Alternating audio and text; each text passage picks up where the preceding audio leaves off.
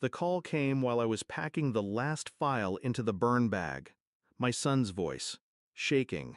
"Dad, the dirty cops Mom is working with, they're here." The words froze me mid-breath. "They found your files. They chained me to the fence. They said, they said I have a front row seat to your execution." Silence on my end. My pulse slowed instead of quickened. Years of Black Ops training drilled calm where panic should live. He wasn't done. His voice cracked. "Dad, they made me dig your grave in the yard." The world went quiet. My son, forced to dig the hole meant to swallow me, by the same woman who once promised me loyalty, love, family. The files were compromised, my cover shattered. I whispered into the dead air, a promise carved in stone.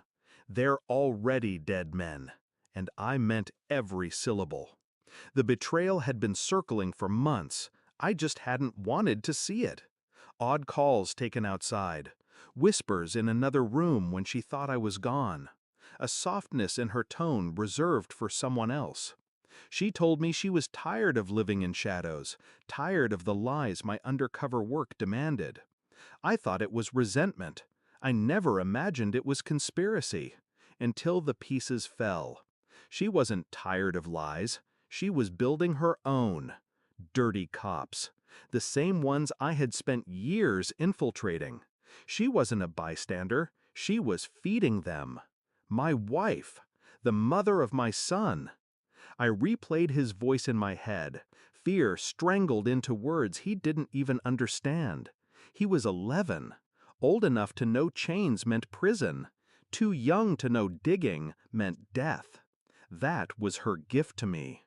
Her betrayal wasn't just infidelity. It wasn't just treason.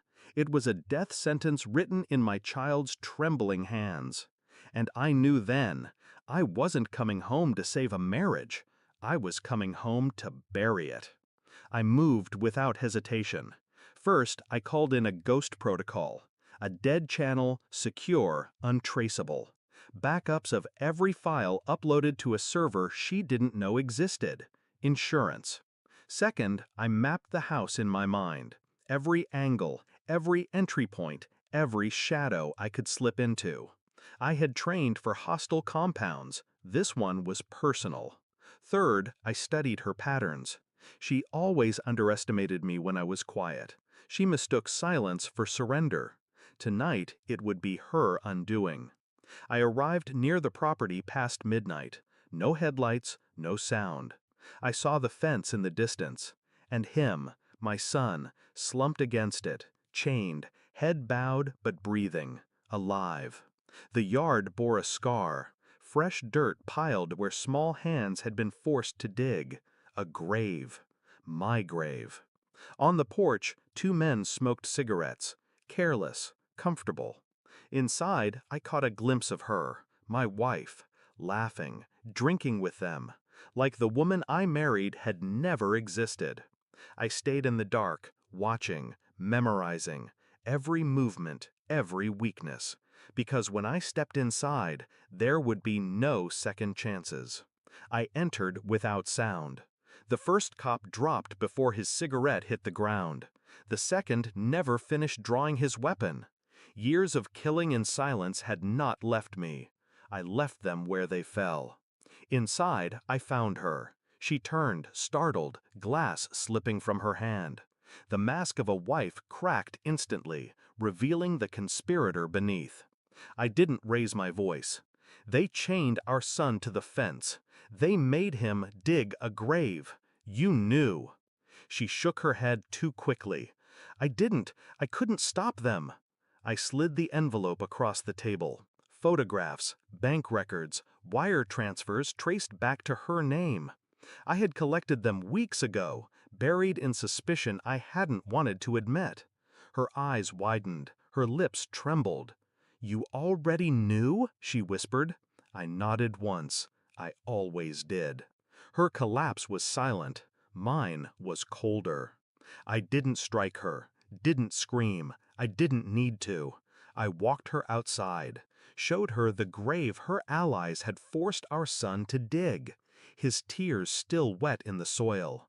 "Look at it," I ordered. She couldn't. Her face broke.